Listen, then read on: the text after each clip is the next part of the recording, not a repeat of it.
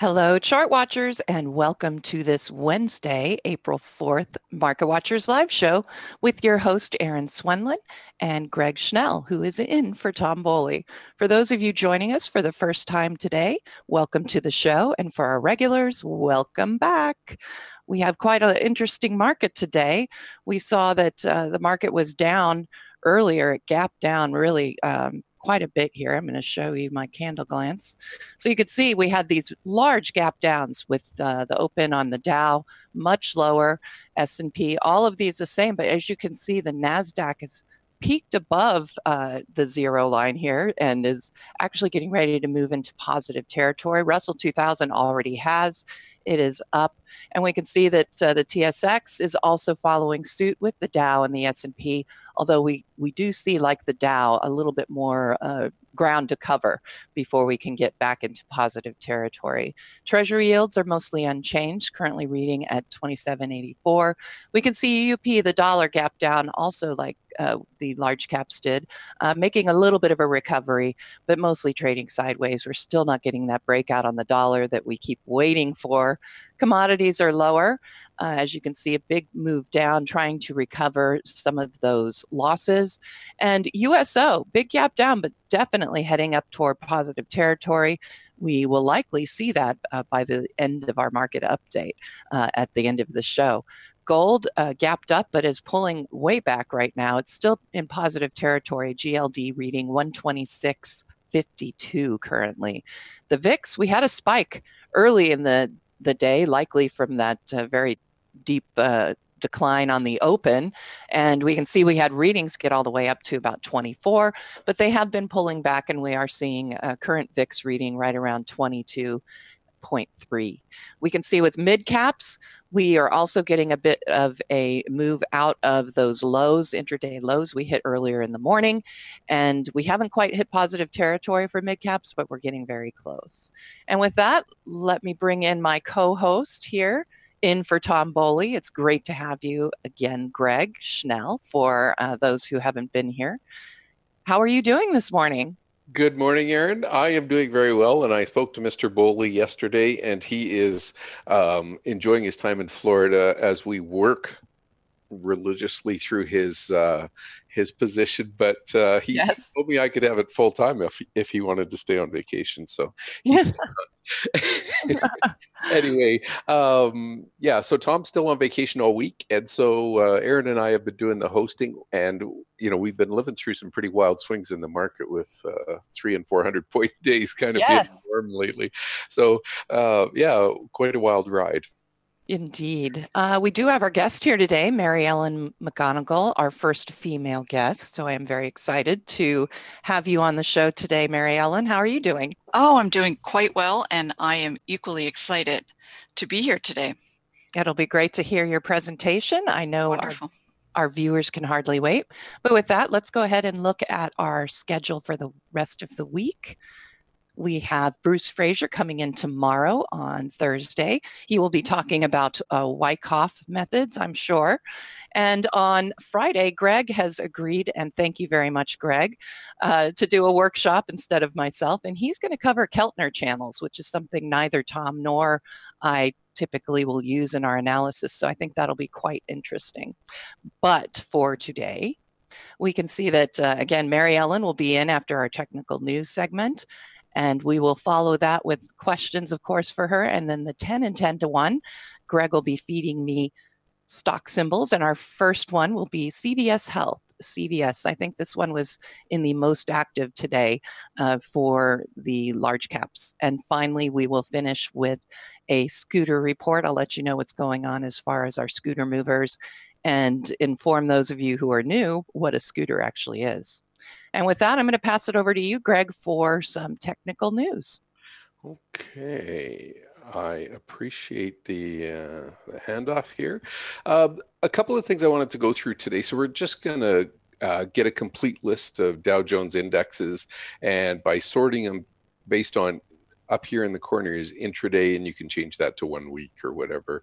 But the point would be you could sort things to see what's moving a lot. And it's interesting, Aaron and I were talking before the show, and the U.S. Marine Transportation Index is moving a lot, but quite frankly, everything in there is small cap or so small it doesn't even register on the scooter ranking. So, sometimes it's nice to know which sectors are moving, but on the other hand, it's also important if it's big enough to really kind of get your investing attention and focus there. So we have some ideas for you around those today, but I did want to cover off a few of the charts that are starting to bounce. So Aaron, yesterday we had our agree disagree about whether or not it was time to buy Tesla, and the market was at 267 yesterday, and Erin stuck out her neck and said she would buy Tesla at 267. Well, this morning it gapped down on Chinese tariff news because they were going to increase the tariffs on the Tesla by 25%, and it has done a full outside reversal, so opened lower, swung past the intraday high yesterday, and it's now working its way back up. It's easily doing the gap fill here, we can see, and that's pretty much a $20 reversal intraday on Tesla already. So for technical traders, it's the kind of setup we'd like to look at. The second component on that one is I like to wait for the full stochastic to start to turn up here. We're definitely at the 20 level, and once again, this just gives you an opportunity to look at this chart roughly, once or twice a year, and it's been pretty good trading out of these lows. If you can pick them up as they start to bounce, even some of the small moves were $40 and $50. So anyway, Tesla's interesting right here with all the bad news around it. Maybe it's all built in. A few of the other companies that were in the news because of the China tariffs, and we'll just talk about those just to start off. Boeing is a big one, and one of the things that's really interesting, look at how rare it is for Boeing to give you one of these full stochastic buy signals on the lows. I don't know if we're actually going to get down there yet either, but I will say that these full stochastic signals are interesting to watch for, and especially when the overall market is pulled back, you can just scan for full stochastic crossover. So the full stochastic line crosses the signal and scan for that. Now you can do it below 50 or below 20 or whatever you like. I like to take some of the better performing stocks that have been in the market, big companies that we're well aware of. Amazon gave us a nice buy signal last year and went on for a $500 move. So those are interesting places to look when you find some of the top stocks. Let's go look at Caterpillar. And Caterpillar's really interesting today, and I'm going to zoom in on the daily for a couple of reasons. But we can see that the full stochastic is just dipping down here, and this last dip here, not to challenge anybody, but it was a nice sideways consolidation for 3 or 4 months, gave you a gap up, really starting. I think the full stochastic had already turned up and then literally went on, $100 run. So that was a nice place to look at the stock. Now, of course, not everyone makes it into those kind of big moves, but in general, if you're following them, I think they're good. Now, I'd like to point out Caterpillar just on an intraday basis. This is one of the most powerful concepts in technical analysis, and that is that support has broken here. Let's just pick a level, 142, 143, 144. So we're just going to go draw a line at 142.50. And on that horizontal line, and you could use the auto support and resistance line that Erin used yesterday during her presentation for 10 and 10, or you can just set it on here, whichever way you'd like to do it. We're just trying to show you different options for annotating the chart. But one of the things that I notice a lot is you'll get a major breakdown like this, and many technicians are screaming, sell, sell, sell, sell. And one of the more important concepts here is if this breakout is a false breakout, typically you'll get an above average move the other way. So now that we have this test of support broken, and I actually think we closed the day positive today, the lows are in and we're moving higher, but I could be just too much of an optimist. In this particular case, if we start to see Caterpillar break out above this horizontal support and resistance level, to me, that's a failed breakout. Buyers stepped in and bought it on the lows, and it's taking off to the upside. Now, obviously, we need to wait for the day to finish. But in general, it's the kind of stock that I'd like to have on my radar. And I didn't show you Boeing, but it is similar in that it's had this horizontal support level, and again, pick a level 320, briefly dip down here, and it continues to find support there. And if it's about to start taking back off to the other side, I think if the overall market goes positive and the S&P is just about ready to go positive, the NASDAQ and Russell have already done so, I think we could see a really big push to the upside on some of these stocks. So I actually like them here, and I would be more interested if that's the right way to look at it. Now, Deere was another one that was a deer in the headlights with the news this morning. Let's just zoom in, and what you see here for this stock, we need a level, call it 148 or 149, just to be between those three lows. We'll go down and adjust our horizontal level. So once you've put it on one chart, then you can just keep moving the level around. But in general, if Deere is going to come back, you can see it in the lower panel here, or the zoom panel. If it's going to break back into this zone above here, I would call that a failed breakout.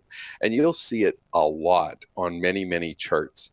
The NASDAQ back in 2010, 11, 12, all through that period, anytime it had a nice pullback, it would be like the third leg down and everybody's getting bearish, and the thing reverses intraday and turned upside in a big bull race. And some of the best trades were coming off those lows that just broke through resistance. So I would be acutely aware of whether or not those have enough power to get back in, and you can always keep your stop nice and close. So high risk to reward. Okay, let's get into some of the indexes that I specifically talked about earlier. Automobiles are doing nicely, and that's because Tesla's up hard, and we had talked about Ford, I think, on Monday, and that chart's not looking too bad. So you can just keep following along here with different charts, but here goes Ford, and it's trying to get back through its 200-day. The auto sector has been weak, very, very weak, and it hasn't been one of the strongest ones. But here's Ford trying to move out of this terrible area for the scooter ranking of below 25 and head up to 50. Obviously, we'd like it to be in the top half. If you're outperforming your peers, you have to be in the top half of the group. And then I like it when it gets above the 75 level.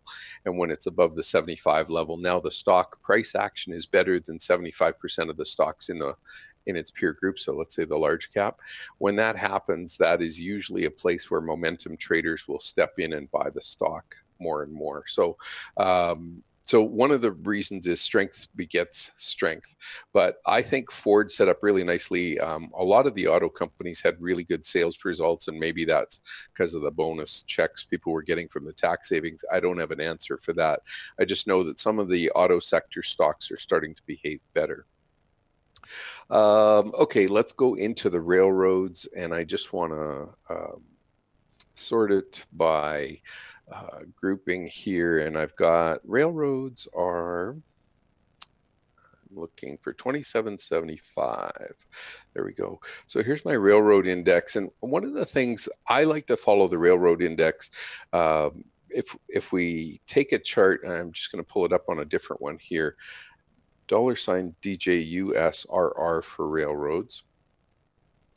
One of the things you'll notice that the railroads keep a nice trend, and when they break trend, it's pretty important.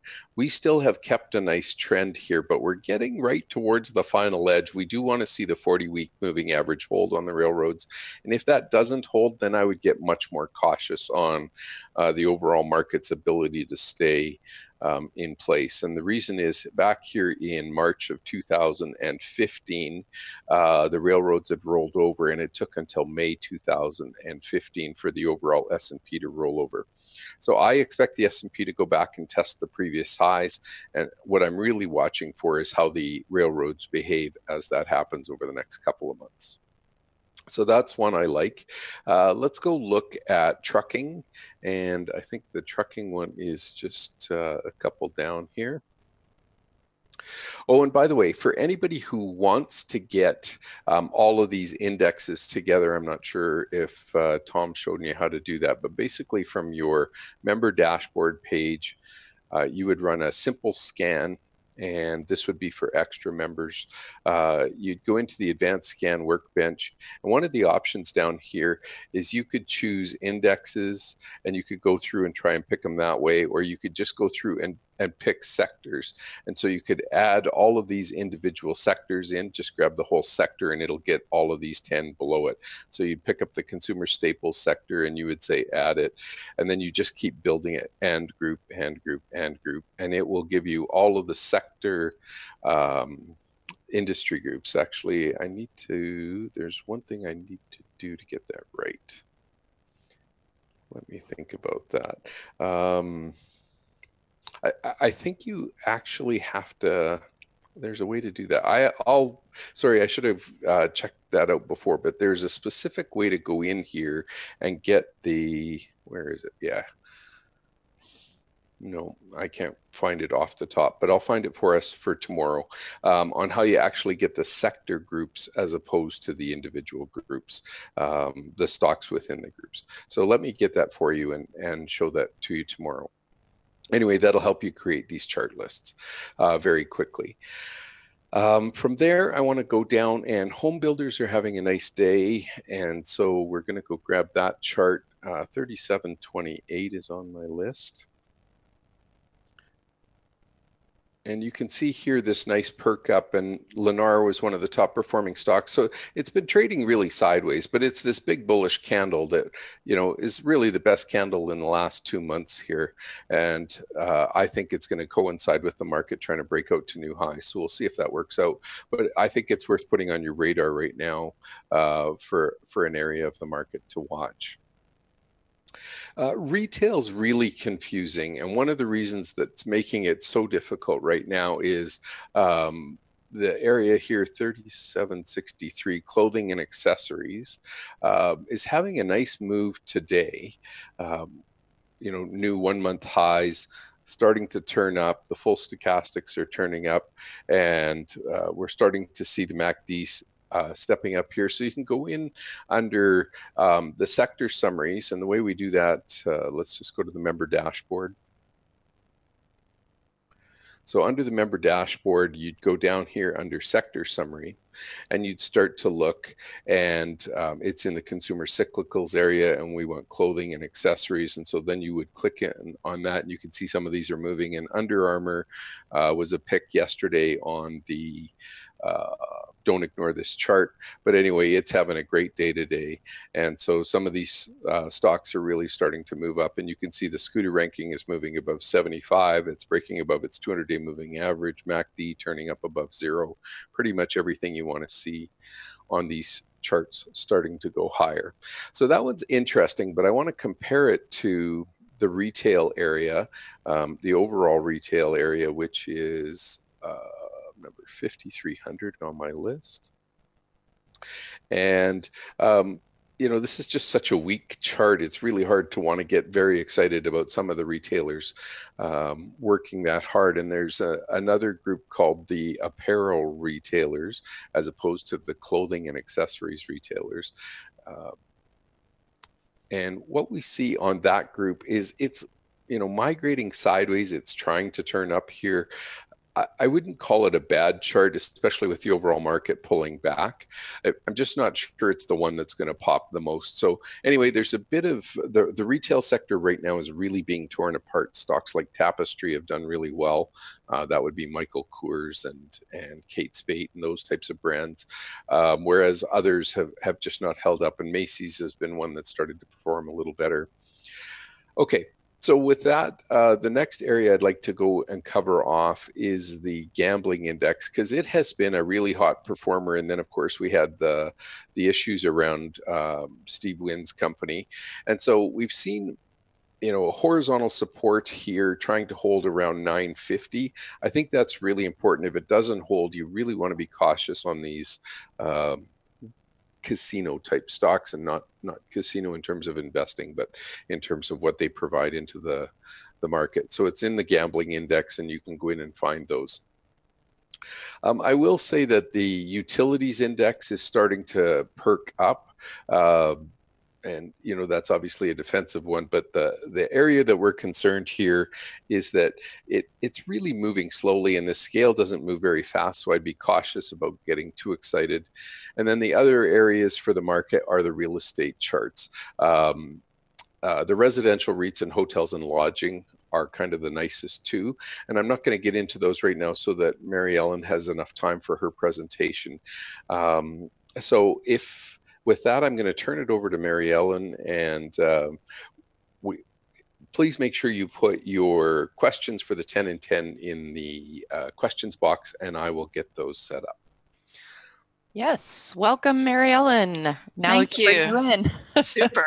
I'm in the room. Yes. Wonderful. Mary Ellen, for those of you who don't know, is one of our top advisors for the Top Advisors Corner blog that you'll find on our blogs page on stockcharts.com. But you've had quite a career in this business. I have, yes, indeed. I started out very, very early, very young, on the trading floor for Goldman Sachs on their fixed income department. And that was crazy exciting, a wonderful introduction. And then from there, I went to what is called the buy side for a large investment firm in New York City. And I rose the ranks there to the point where I was managing over $2 billion in assets. But again, that was in fixed income. So I did not have my initiation to equities until I moved out to the West Coast and had the wonderful opportunity of working at William O'Neill and Company in Los Angeles. I was there for over 15 years. So yes, it's been quite a ride. Now I have my own research firm, and I provide equity research still to institutions, but I've broadened out now to work with self-directed investors. Excellent. Yes. Well, what do you have for us today? Well, we are going to be reviewing a number of things. I'd like to begin by talking about the ONeal methodology and familiarizing people, those that are not familiar. I dig in with that and share some insights there as far as what really works and what has been found to work as far as identifying these big winning stocks. What are the characteristics? So I'll get into that for a bit, and then kind of journey from there into what's going on currently and how to use that approach to be able to spot these stocks that are poised to outperform once these markets get back on their footing.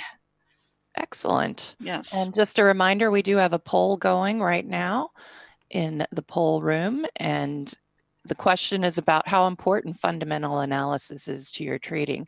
And I think you had said your answer was critical. So tell us why. Let's go. Oh, you're asking me, is that right? Yes.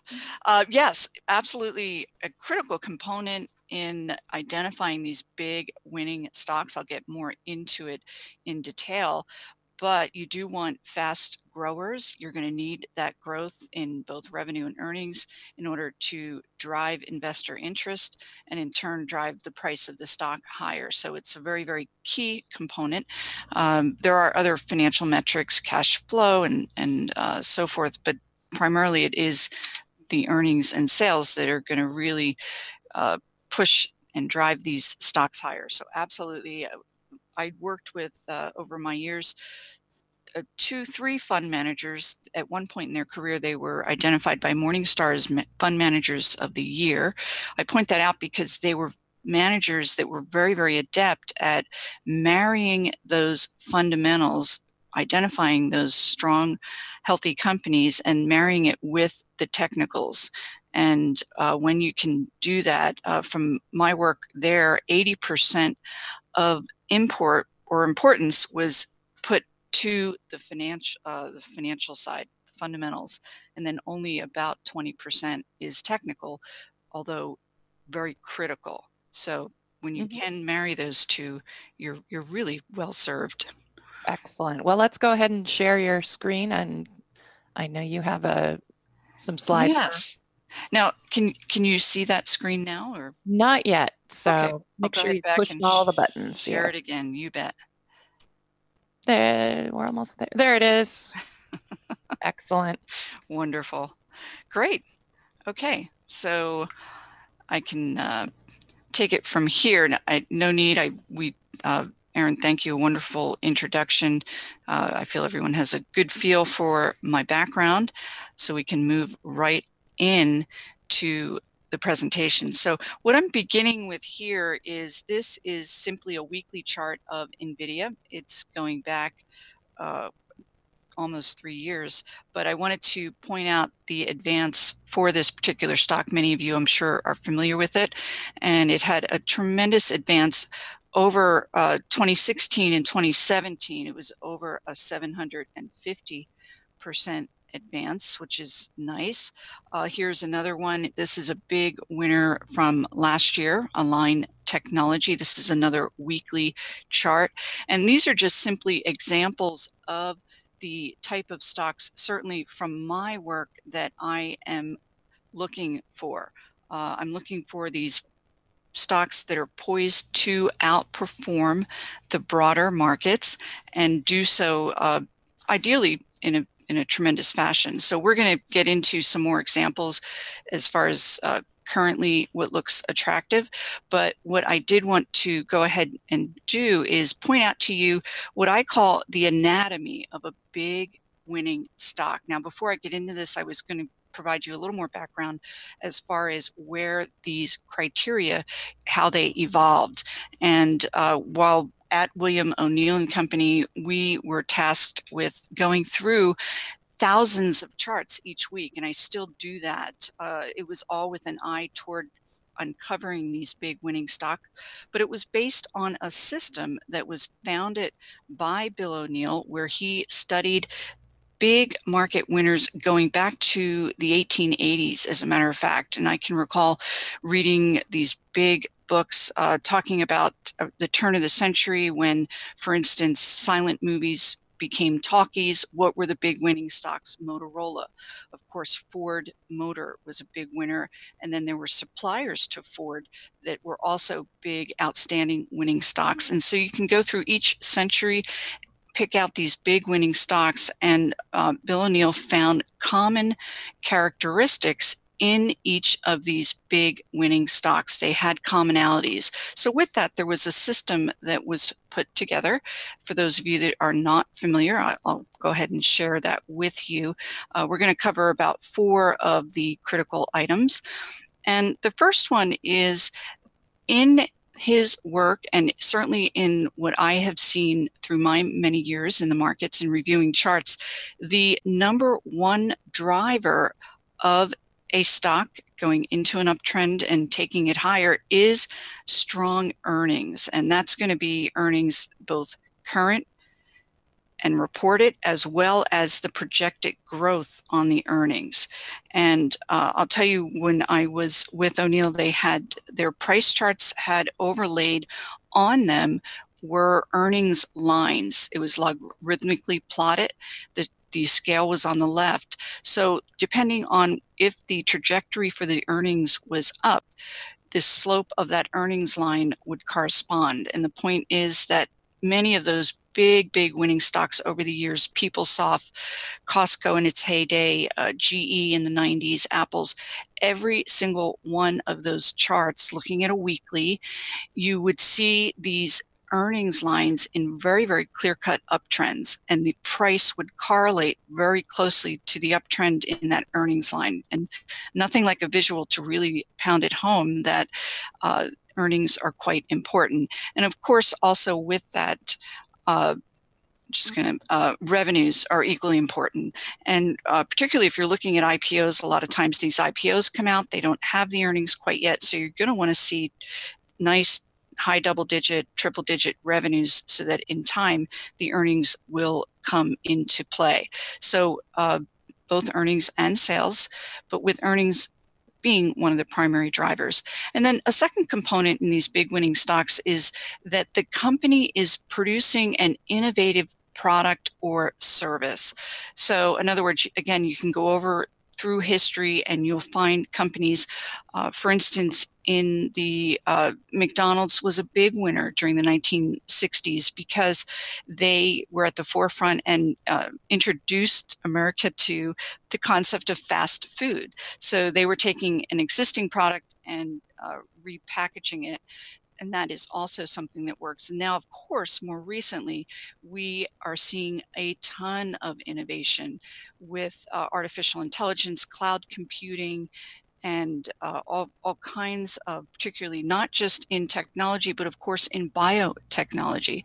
So all of these innovations are going to drive demand, which in turn will drive sales, and then of course from there earnings. So that's another key component of what you want to be on the lookout for. And then third, sounds explanatory, but it's leading company in a leading field. Now, by that, leading is going to mean strength, and the strength is going to come again from buyers. So you want to pay attention to the group that your stock is a part of.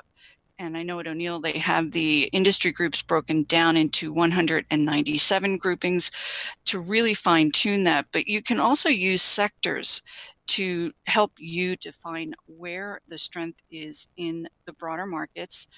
And certainly with stock charts, there are a ton of ways to drill down from there. So if technology is looking strong, you can look at the subgroupings within that.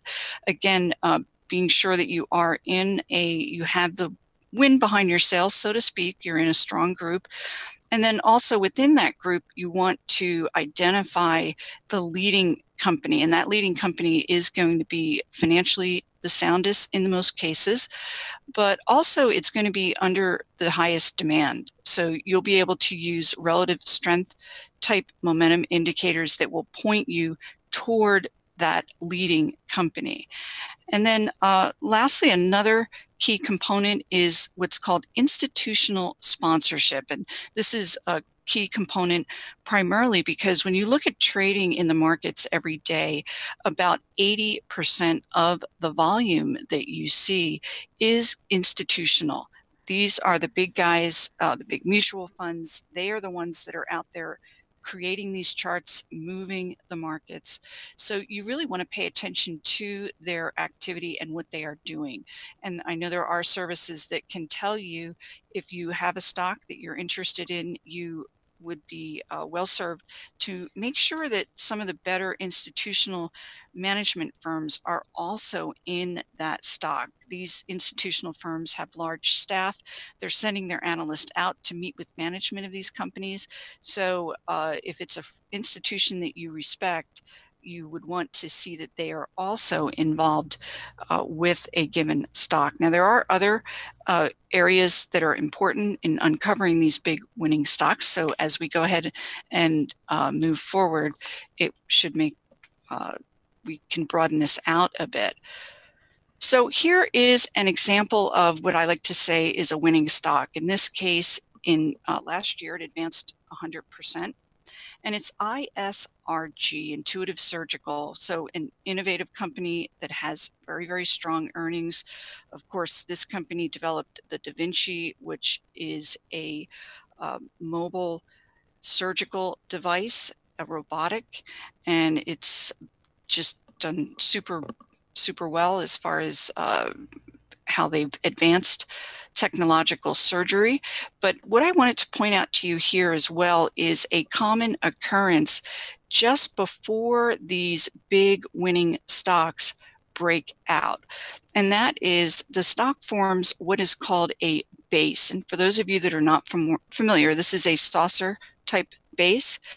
What occurs here is the stock attempts to hit a new high in price, and it fails. It comes down, it forms the left side of this saucer. And then eventually in these stronger winning stocks, it will come back into favor. The right side of that base will form. Where it gets interesting as an investor is you want to capture that breakout. That breakout is going to be hitting a new high in price. And if it does so on volume, you're even better served. Here I've outlined other indicators that can also give you confidence to know that this stock is about to enter a strong uptrend. This is the RSI up here. Many of you are familiar with this.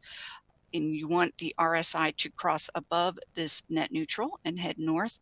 And then also the MACD, it's now also above that neutral area and heading up. It's had that positive crossover.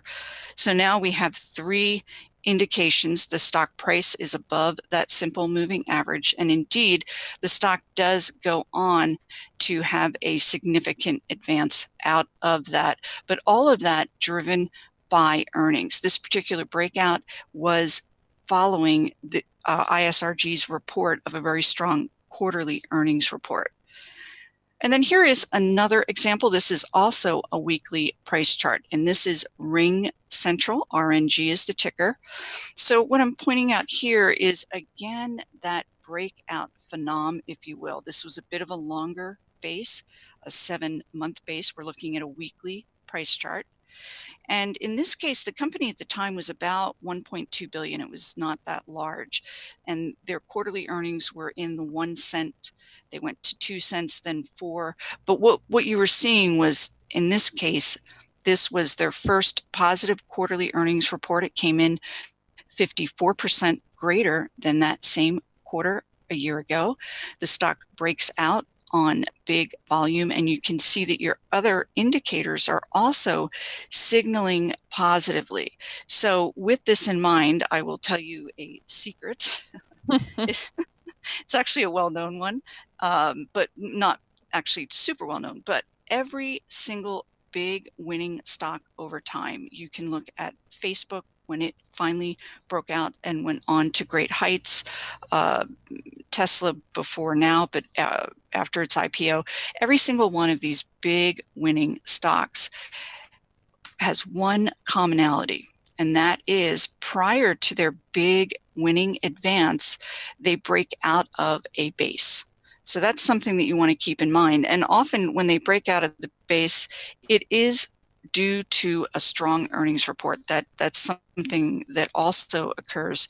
So we talk about stocks breaking out of bases, and let me give you an idea of, on average, when you are able to identify these big winning stocks. And again, the stocks I'm showing you throughout this report are stocks that I put out a biweekly newsletter, and these are stocks that we've identified. RNG is still on our list, but the point is, in order to screen for them, you're looking for not only current earnings, but the potential is there for further positive growth. So that's going to be a way for you to screen for these companies. Now over here, I made a notation that the current PE, this is a chart from yesterday, the current price earnings is 310. And I'm pointing that out to you because this is another commonality, not among all winning stocks, but there sure are a lot of them that go on to attain very, very high multiples. This is exceptionally high, but oftentimes 100, 200 PE. And pointing that out because for those of you that are sensitive to that, if you want to participate in these big growth stocks, you do need to be aware that they do command a higher multiple just by nature. They're going to be faster moving, more in demand, so they will get by nature, a higher multiple. So I did want to point that out. Can I stop you for just a second? Oh, yeah. So, just a few questions that are coming through. And, one of them, we talk about it, figuring out how to get in is a lot easier a lot of times than figuring out when to get out. And so they were asking if you have, a technical risk management process, or do you stay long as those fundamentals stay strong? Oh, great question. Yes. Actually, and Mary, if you can make sure you're talking direct in your mic, we are getting a little bit of fluctuation in your sound. Okay, super. Hopefully that's a little bit better. Yeah. Yes, absolutely have a sell process that's very, very critical. And whether you're an individual investor or an institution, you need to have that system in place. There are often times where the fundamentals still appear quite sound, but the stock will break down and go out of favor. And what happens is with the technicals, they are going to tell you, if you will, the bad news prior to the analyst getting wind of it, and the fundamental poor news actually being divulged. And I've done quite a bit of work on that. I actually have a course for those that want to visit my website that will help you keep your profits and reduce your losses. Yeah, you will definitely want to have that system in place, because as mentioned, these stocks are going to be faster moving, not only on the upside, but they will move faster to the downside. So quite simply, the first line of defense is if it breaks key support. That's going to be your first signal, but you will want to take other characteristics into account with that, but most definitely have a system, again, to buffer and help you retain your profits. Does that, any other questions relative to that? I can just simply move on here. So we were looking in those prior two price charts were weekly. And what I have shown here is a daily price chart. This is Progressive Corp. And what I wanted to point out to you is the dynamic difference between looking at a daily versus a weekly. So we've been looking at weeklies. I tend to work with weeklies, but for identifying absolute entry and exit points, I drill down into the daily. That's going to be a little more specific and a little more telling as far as whether the opportunity to enter the stock, it makes sense. So I'm pointing this out with PGR primarily because this was a big winner for us. This was on our idea list. And the next chart, you'll be able to see just how extensive a winner it was. But it had a fallout here last fall following the many Irma and the other hurricanes. A lot of the insurance stocks got hit. So the stock did, this falls in line with the question from the last slide. The stock did break. This is a 10-day moving average, the green line, and then the red line is a 50-day. So we see the stock breaking down, and right behind that, you can see the volume. Your RSI turned negative, as did your MACD. It went below this zero. So by all accounts, we actually did wind up removing the stock because it broke key support and the technicals turned negative. And then that negativity fallout from the hurricanes lasted actually for about 2 months. So let's go ahead, and this of course here is the current correction in the market, but let's go ahead and take a look at this same chart. This is Progressive. What I've put up here is a monthly price chart, and I wanted to point this out because I realize a lot of investors do not use the monthly, and that's fine, but I did want to point out to you that very same event last fall is very barely a blip on the monthly. So the purpose for the monthly, a lot of institutions will look at this. They are longer term. They have an eye out for a longer term period. So they don't want to get shaken out. So you can see on the monthly, again, it's barely a blip. The key moving average is 6. So it's a 6-month moving average. And you can see throughout that period, despite that sell-off for that 2 months last fall, the RSI did remain positive, as did the MACD. So this is more as a point of reference. Again, for those of you that don't want to get shaken out, you've found a stock that you have faith in and you want to hang on to it longer, a monthly chart would give you that perspective and potentially that confidence to stay with it.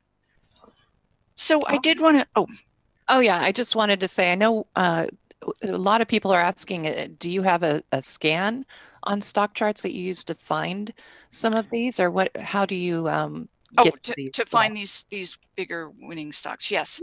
I enjoy a lot of the scans from stock charts, and a number of them are as a starting off point, some of those bullish scans that are perhaps up on volume, hitting a new high, those are going to be great places to start your search. Because, and then for my work, I tend to stick primarily because of where we've been in the market, but I tend to sort those lists by market cap. That's going to be really telling to me, because then you can see better known names and get a better sense of where within a given industry the real strength is starting to evolve. So that is a wonderful place to start. Now, of course, for those fundamentals, there are many other trading platforms that can provide you with those insights. There's one that is free of charge, FinViz. They give you the fundamentals, the analyst estimates, and so forth, so you can get further insight from there as far as determining whether the stock that you have identified has those fundamentally strong characteristics to help you ride the stock or help push the stock higher. Excellent. And, yes. Thank you. Oh, I'm of sorry. course. I keep muting myself, and then I. So I think, yeah, I think a lot of the people are interested in exactly how do you find these types of stocks, and I think the fundamentals. People were asking where you find some of that information as well. So I think that was. You bet. You bet. Of course. I can. Yeah, I can tell you that. You know, again, that free service, and then I can get back Well, you're to you. certainly. I'm gonna try and get a copy of this from you. Hopefully, you can Oh, email it. absolutely. Oh, Yes, so I'll be putting that in the Market Watchers live recap. And so if you had any links you want to do. Oh, absolutely. I'll do that. I'll include that, the links to where you can get the information. Again, because a lot of the searching, if you can start out with the fundamentals, it will help you drill down your list quite significantly. I actually, yeah, I have a course on my website that teaches you exactly how to do that. It's all about how to find these stocks, the entire purpose of the course, but I can gladly share you that information. So what I wanted to do now is just quite simply move forward to where we are currently. And the reason, of course, we are currently in a correction. And for my newsletter, I still have my list of stocks. A lot of them are still quite healthy looking, but I'm advising them, clients, to primarily sit this out, let things get right and get healthy again before we start putting new money to work. But that said, this is, rather than close your eyes to the market, this actually is an ideal time to keep your eye on where the strength is. Where are there stocks that are able to withstand these heavy market pressures? And the reason you want to pay attention to that is because if these stocks are non-defensive, in other words, they're not utility or consumer staple, generally speaking, those stocks that show strength while the broader markets are weak and breaking down, those stocks tend to go on to become your leaders in the next cycle. When the market pressures are released, oftentimes they will have more free reign and will go on. So with that in mind, going through a lot of different charts, I noticed that there were a number of aerospace and defense stocks. And again, these are current charts. So you can see that they are still, they're all weekly. They are staying up above their key 50-day moving averages. More importantly, these key moving averages are in an uptrend. And that's what you want to see. So this is Northrop Grumman. I'm sorry. Raytheon is here to the right, same characteristics, pardon me. And then down here we have FLIR, a little smaller, but again, same dynamics, and HEI, HEICO. This has been on our advisors list for quite some time, but you can see, again, more importantly, that it is withstanding these heavy market pressures.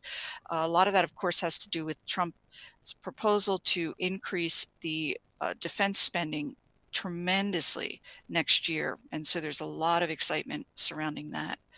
Let's move on to another area that is surprisingly showing quite a bit of strength here, given the broader market's weakness. So we're looking at consumer discretionary stocks. So on the left here is Burlington Stores. And each of the names that I'm pointing out to you right now are fundamentally strong, fundamentally sound. You also want to see analysts raising estimates for the earnings, and each of these does have that characteristic as well. So again, you can see that Burlington, really, to look at this, you would not know that a correction occurred in the broader markets. So you're finding support at this 50-day moving average. Wingstop is a smaller restaurant stock that has stood out again as being really quite strong in a rather otherwise weak market. Lululemon, they just reported earnings last week. They were poised to hit a new high, but of course they exploded after their strong earnings. And then Zumiez, this is a smaller retailer that also had very strong earnings in here and is close to hitting a new high. I'm trying to keep my eye on the clock here. You're doing just great. Oh, good. So here we are in technology. Now, technology, as many of you know, is 20% of the broader markets. So from my work, it would be critical to have areas of technology that are going to lead us higher once these markets come back into favor.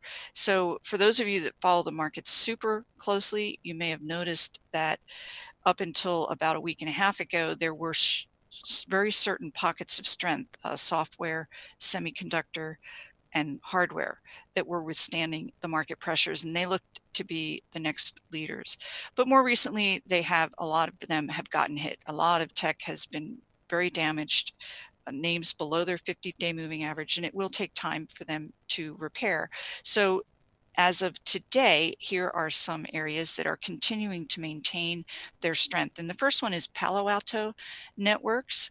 And this is a company that is in the software security. So when Facebook had their issues and their systems, their database was compromised, of course, focus came back upon these security software companies that keep your systems secure. So Palo Alto Networks, Seagate Technology, and this is a storage company, but most importantly, again, you can see that it's ignoring what's going on in the broader markets. So these are two companies that, again, have been on our list. They're software, Paycom and ServiceNow. And these are both what are called software enterprise companies. And the reason I'm pointing that out is because these software companies, they derive revenue on a very, very regular basis, whether it's monthly or quarterly once they sign clients. So while these companies are exploding, given the fact that unemployment is so low, both of these companies work with HR departments and they're benefiting from that. But also these software enterprise companies can be viewed as defensive because they have these very regular income sources that come to them. So these are two very strong stocks as well. So before you go, because we are going to need to wrap up here, You bet. what is your sense of the broad markets right now? I mean, a lot of talk is if are we on the edge of a precipice into a bear market? Are we looking at a short-term bounce and then more correction? I mean, what are your thoughts? Oh, you bet. Sure. So currently, in an actually quite positive move, the markets have more recently been able to cling to that 200-day moving average, which of course is constructive. But as far as prognosis going forward, I do not see a bear market in the cards. When you look at the characteristics that come up prior to that, it would be a negative economic environment, and what we are seeing now appears to be excessive volatility because of the emotional factors in the broader markets, but also there needs to be and needed to be a washout of the excessive move. If you look at the markets going back from November into that recent peak at the end of January, that was just parabolic. Mm-hmm. And it was just a fear of institutions as well as individuals that they were going to miss out on this big move. So very, as painful as these corrections are, they are absolutely necessary. These excesses need to be washed out. It allows an opportunity for new bases to be built. And so I think we might still be a couple of weeks out from really coming out of the woods, but I'm optimistic that we will resume our recent uptrend. Excellent. Well, thank you so much for coming by today. I know Sure. we did have lots of questions. I don't know if you are able to go into the chat room, but even if you can't, I will forward some of those to you. And, you know, if there's a way maybe to address them in a blog article or email, if we have that, I'll pass that along to you. Oh, that'll be wonderful. Excellent. Well, again, Super. thank you so much. And Of course. I guess it's time we'll go ahead, Greg, and move into the 10 and 10. Okay, well, I'll give you 10 and 5. Let's start with CVS. All right, let's see what we can do here. All right, well, I obviously got started for us here on CVS. It's one of the most, I guess, active today. It's making a big move, obviously, up over 2.5%. I like this cup formation, or saucer, as we were talking about with Mary Ellen, and that nice breakout looks really good. The only thing I would caution is that $66 level looks a little bit difficult, might be a little difficult to get above. And the main reason I say that is our EMAs are configured about as negatively as possible, but we are seeing a move now currently above that 20-day EMA. And of course, this is a beautiful looking PMO. This is exactly what I'd want to see off of a rounded bottom like this. Not thrilled with the volume, but we are seeing a little bit of action here on the scooter. So that would be my, that's what I would say for that one. What's next? Okay, next we are going with Micron. Lots of interest in that one today. Yep, I noticed that in the chat room. That was getting very popular. I think we even had multiple requests that were liked on that one. Yes, and I can see why. We're looking at some very interesting support right now. There we go. Yeah, I'll put that in there. I make that a little bit more translucent so we can see that. This is exactly where we'd want to see a move back up. And, you know, there was some nerves here. If you look into the, let's see if I can get this over. I'm not as good as the at these blow ups here. So anyway, yeah, you can see that it's very important support, but we are getting here trading above the 50. I mean, the EMAs are not looking that ugly. I would be a little concerned about this momentum shift, but even if you can notice that even though we got that sell signal, you know, it certainly topped on that big decline, but you know, we're not moving that much lower. And in fact, the last day and probably today, we're going to get an uptrend, and I would expect to see the PMO start decelerating. But the fact that it was accelerating lower so quickly, yet we didn't really see that kind of damage, I think was a positive, and volume looks okay. And of course, whenever you see a scooter in that 90 range, looking good. All right, I think I saved my, yes. Okay, so that was number 2. And Google, sorry, Alphabet, GOOGL. Oh, yes. Another popular one here. Okay, let me get this back over here and make that big. Ah, there we go. Well, I mean, obviously, the first thing that pops out at me is this double top, and it did execute. Hasn't really hit the minimum downside target, but I wouldn't be overly worried about that just because we're sitting on a pretty important area of support, and it does look like we're getting ready to come back off of that. If you see a serious, more decisive drop below this support level, decisive meaning a 3% move below that 1,000 level, of course, that would be a big drop. But I would even, if we started to see this previous low from back in the late March, if we see that drop well below that, if we get to that 975, I'd be quite worried. You know, the PMO is decelerating, and again, very important support. And so I would say this is, actually looking pretty good here. And number 3. All righty. Okay, we're going to go with a smaller dollar stock, ONCS. Okay. Onks. All right. Okay, well, I do like the PMO, but I'm a little bit, it's moving mostly sideways. So I did get the buy signal here, but we're not getting a whole lot of movement. And that makes complete sense. We're sitting in this trading range here, and we're near the top of it right now. So although I'm seeing this PMO buy signal, you could see we got one back here too, and we tested that area and could not get above it.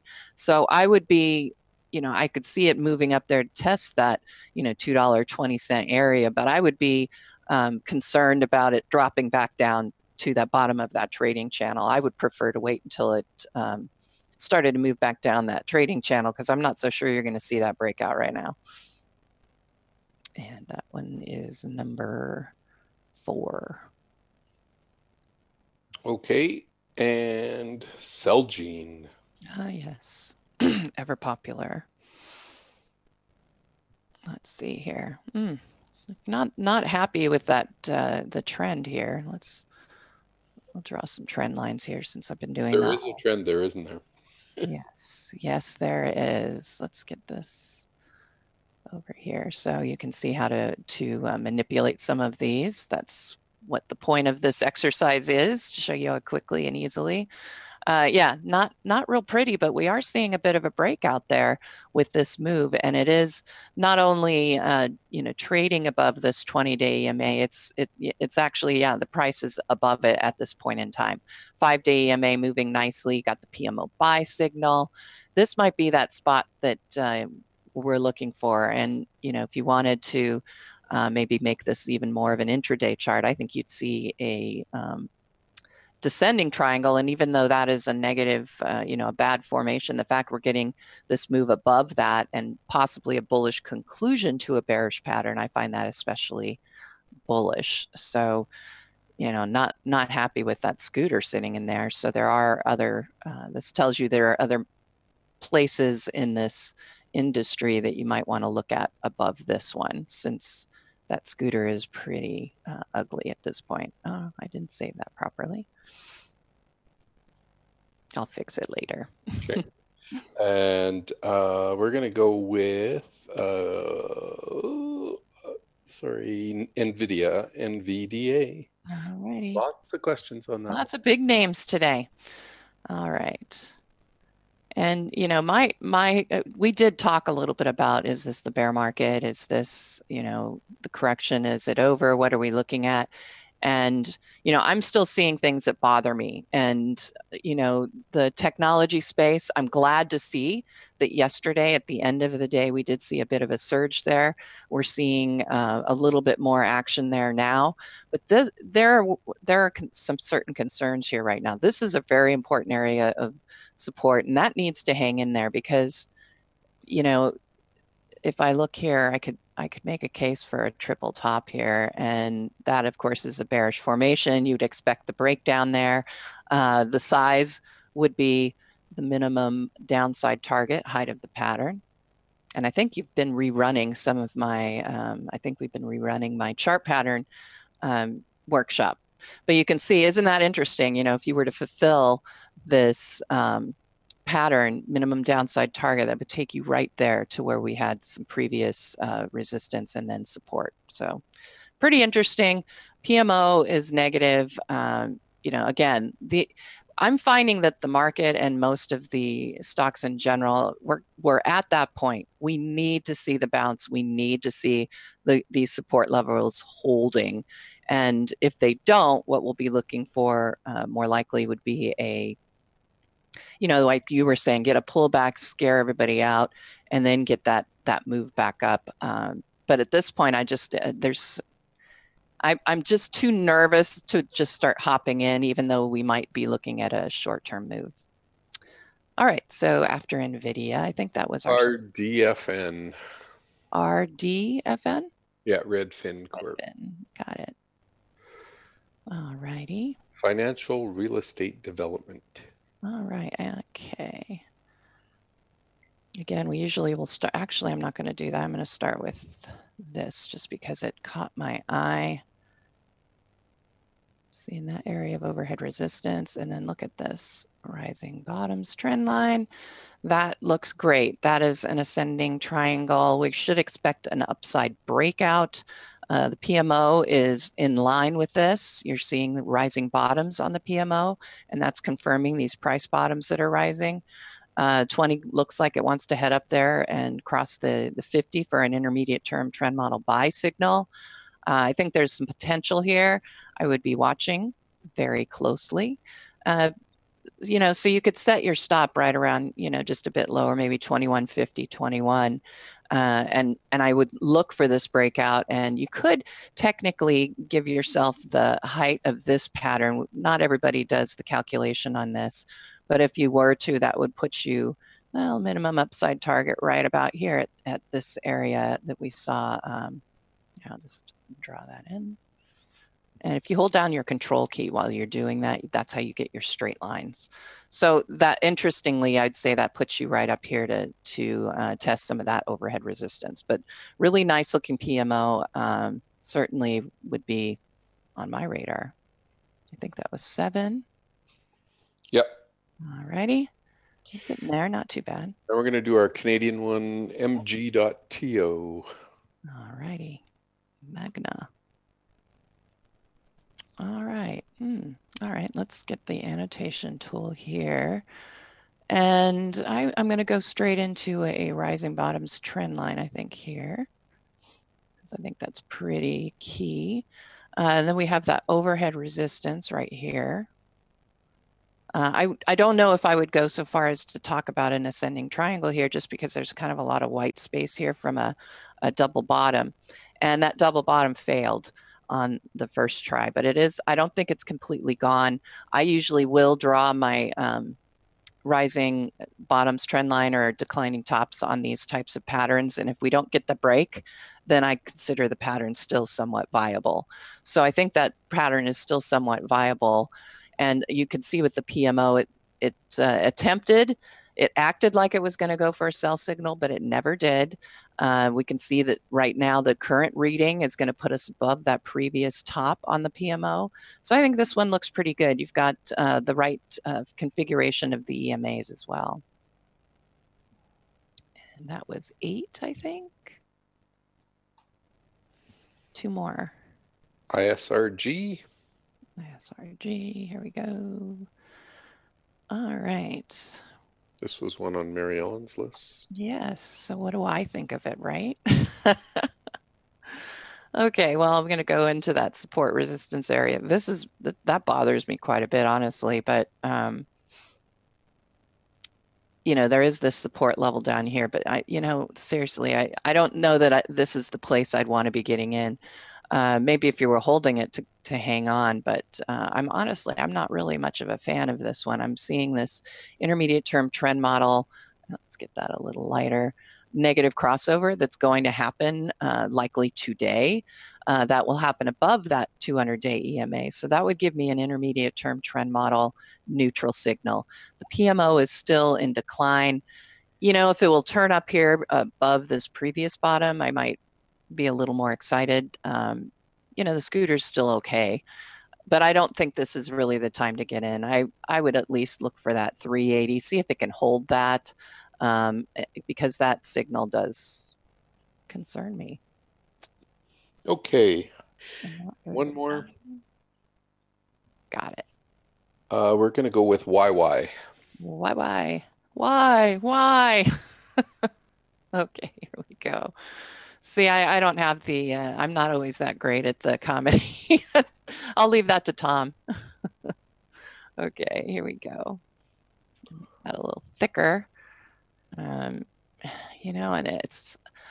for me, I just love chart patterns. I don't know whether they're, I think that they're pretty great as far as figuring out what might be happening. And this is a double top. It is now not only executed, but we can also see that we're getting some trading now below that 200-day EMA. The PMO, I guess if you want to look on the bright side, you could maybe say we're looking at a little bit of deceleration here. It is an oversold territory, quite oversold for what we've seen over the past year. So I think, this one might have some potential, but I would be a little bit concerned right now. And if you took the height again of this pattern, let's go back over here. That would give us a move, let's see, right about down here. And so, I mean, I would look for that as your support level and then maybe get in, you could even make a case for a reverse flag there. Not healthy, not where I'd want to be right now. And I will close that up. And that was 10 and nearly 10. And there are our symbols that we covered.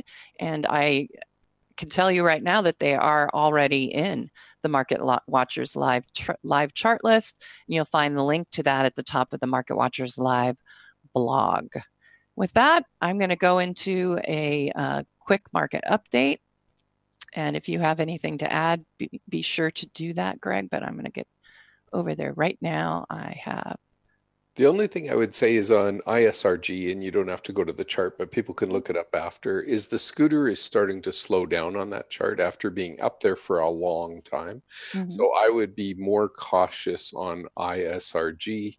Normally, once it starts to lose that much momentum, it usually might need a little more time to reset. But anyway, that's just my, it wouldn't make me sell it, but it would definitely make me watch it. Exactly. Very closely. Exactly. A lot of things that aren't looking too great there. All right. So for our market update, let's go ahead and get started with that. And I will. Okay. So what's been going on since we left the market last? Well, interesting. Let's get the screen. Yes. Thank you very much, Greg. Got that. Okay. Here we go. So let me go back over here to Chrome. There we are. Very interesting action here. We've got, especially with the Dow, we finally got up to a point where we might have gotten back into positive territory on the day, or gotten to positive territory on the day, but it turned back right there at that resistance level. S&P 500 managed to pop up above, but is now pulling back as well and is in the negative. Currently reading 2608.42. NASDAQ technology, it also made a nice move up above, getting into positive territory, but we're now seeing the pullback, taking it back into negative territory. Small caps, which have been doing better today than our large cap, its large cap counterparts, is still in the positive, but we're also seeing a pullback going on right now with the Russell 2000. TSX, big gap down, managed to pick up about 2/3 of the losses, but is pulling back again right now, along with the other large cap markets that we're seeing currently. Treasury yields mostly unchanged, down just a hair right now. We can see UUP is gap down, and the top of that gap resistance is holding pretty strong. Currently UUP at 2360. Commodities, very difficult drop in the morning, but trying to make up back up some of those losses. USO, again, also gap down, got very close to yesterday's close, but was turned back down and stays in negative territory. Gold opened much higher, not a surprise seeing what happened with the dollar, but it has pulled back quite a bit. We are seeing a little bit of a move off of the moving average we have on here. I can't remember which one it is, but we are seeing that holding as some support. The VIX started off high for the day. It has come back down. We're getting readings now almost at 22, starting to rise just slightly. And mid caps, put that in there. We could see we got up to positive territory, but unlike the small caps, we did fall back down and we are in negative territory. I just want to show you something very quickly from our market summary, and then I'll get into some of the scooters after. Okay, no, I don't want that right here. And, I've been watching very closely which sectors are doing well and which aren't. And I've been bothered by the fact that a lot of our defensive sectors have managed to move into that rotation. But look at this right now, staples is up over 1% right now, XLP, but closely followed behind with consumer discretionary. It's not quite up as high, only up almost 0.5% right now. But I find that interesting. Healthcare also in that sort of that defensive area. But the fact I'm seeing discretionary up here, the fact I'm seeing technology starting to make a move above materials and industrials and energy, I think that's all very positive. And I just wanted to show you very quickly the XLP chart. And I think that's the weekly. I'm going to go to the daily first, if I can find it. There we go. All right, it's really poised at this point to do well, XLP. I mean, I just got this PMO buy signal. We're seeing an improvement in the scooter and, you know, rising bottoms here on price.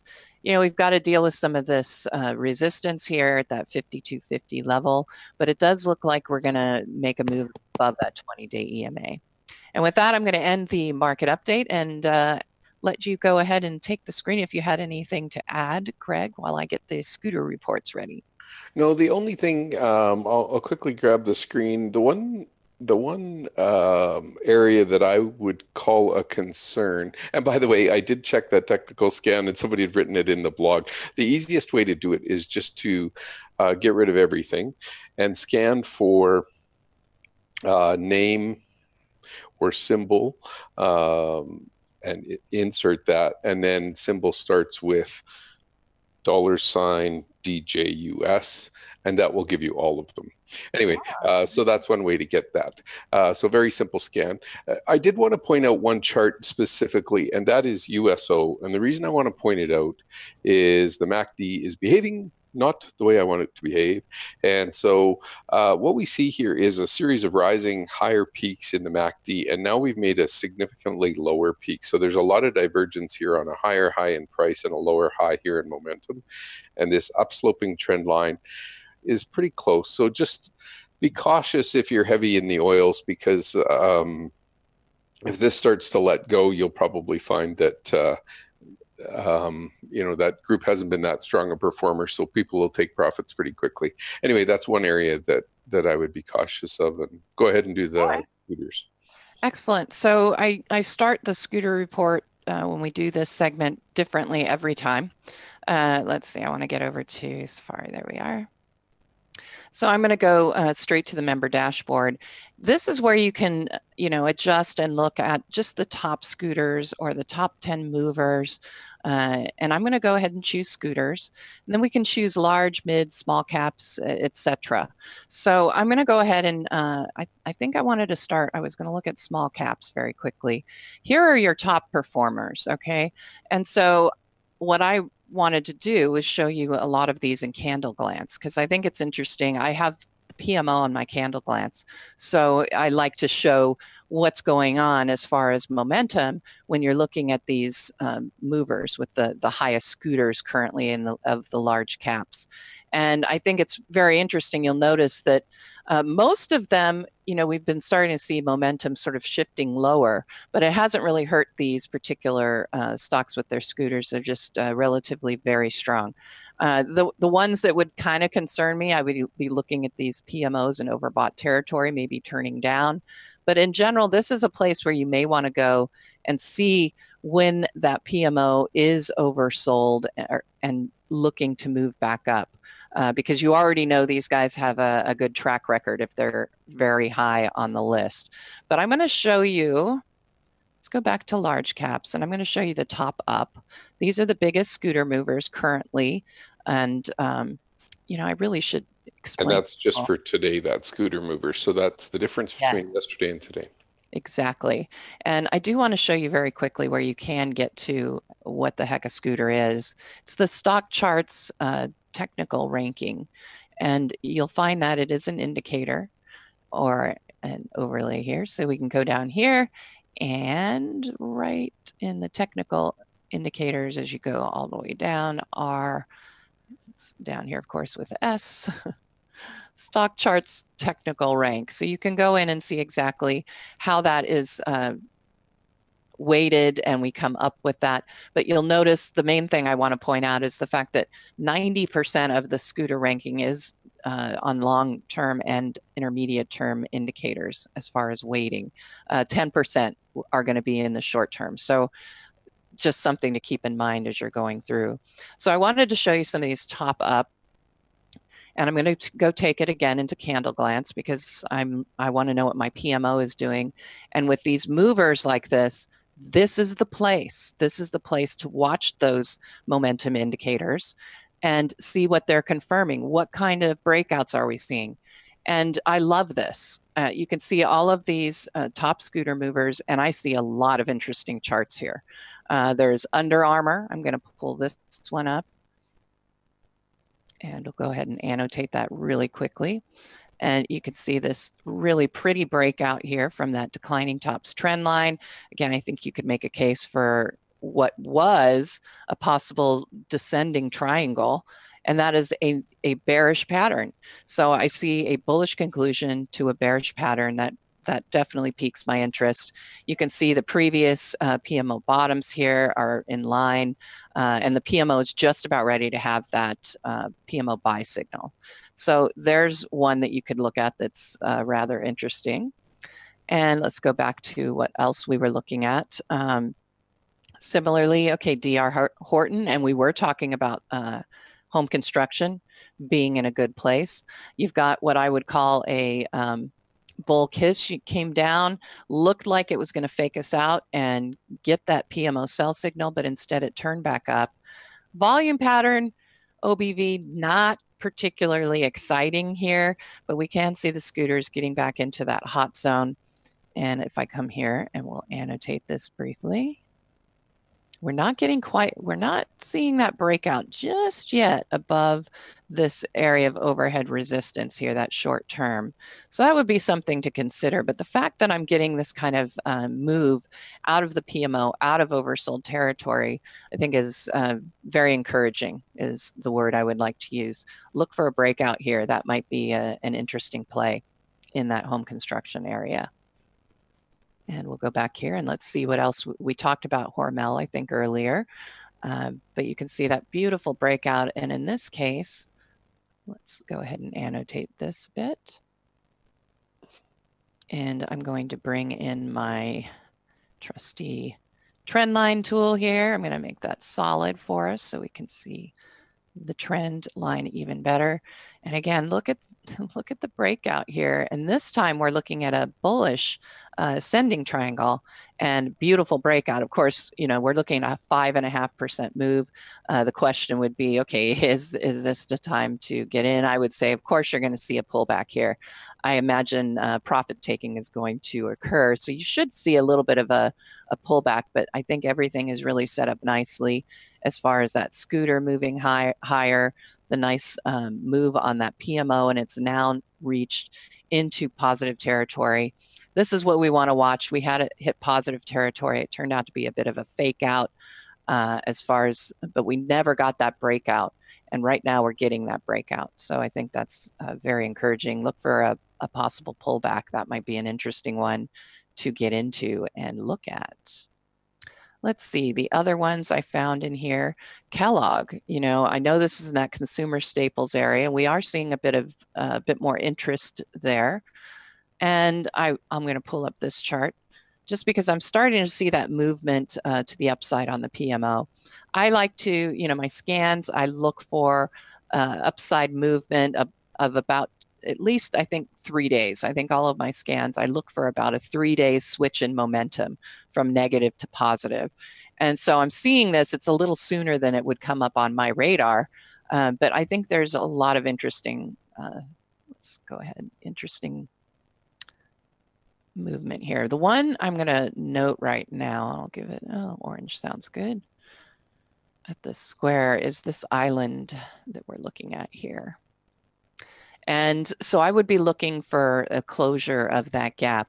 You know, it didn't turn out to be much of a breakaway gap there because we ended up with mostly consolidation after that. So that would tip me off that this might be an island, but we do need to get above that area of resistance. We'll go ahead and make it the auto support resistance.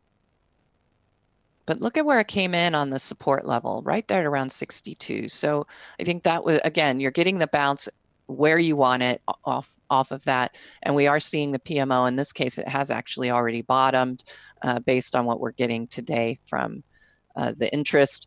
The only thing, of course, to consider, and really you're going to see this, I think, in a lot of the consumer staples stocks, but we're seeing the 50-day EMA below the 200-day EMA. And if you recall, when I talk about decision point analysis, when you see that negative configuration, we do really need to start thinking about possible, we need to think about the fact that we will have bearish conclusions versus bullish conclusions, because we're looking at a bear market configuration.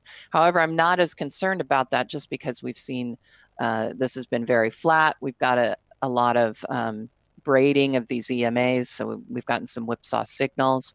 But this is a place I'd be watching in that consumer staples area. And again, we got to these simply from looking at the member dashboard. And here we go. I looked at scooters. I went into large cap. I picked which ones are the big movers for the day. And then I used my candle glance. And real quick refresher, guys, to make your own candle glance. Let's just pick random here. Just go down, pick what you want it to be. Highly recommend that you make it something that is clean. Like, I wouldn't keep all of your indicators on it. Pick your favorite one, your favorite EMAs, etc., and then go from there. Fix it, and then just name it Candle Glance.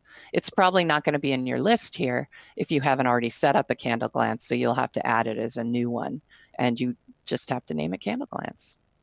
And with that, I'm going to conclude the scooter report. Here's what we did today. We basically went on to look at the top movers from our member homepage, and I pulled them up in Candle Glance using the PMO. I went over these 4 because I thought they looked the most interesting. So you can go back and watch that again. And I won't have those in the Market Watchers live list at this point, but I'll see what I can do about putting them in there. And gosh, it's already time to close it up. This one went pretty fast today. We had one quick question for Mary Ellen, and it was that she trains people on her website. Could she review where that is and what kind of training she offers there? Oh, yes. What was it? Let's see. I know we can get to it probably right from her blog articles. And if you come down here, Top Advisors Corner, you're going to be able to. You'll have to take the screen back. It's on Zach's. So. Oh, well, that would help. So I'm showing everybody how to get to it. All right, here, very quickly. Let's go share that screen. So I just basically took us to the blogs. This is Top Advisors Corner, and you can see here is her last article right here.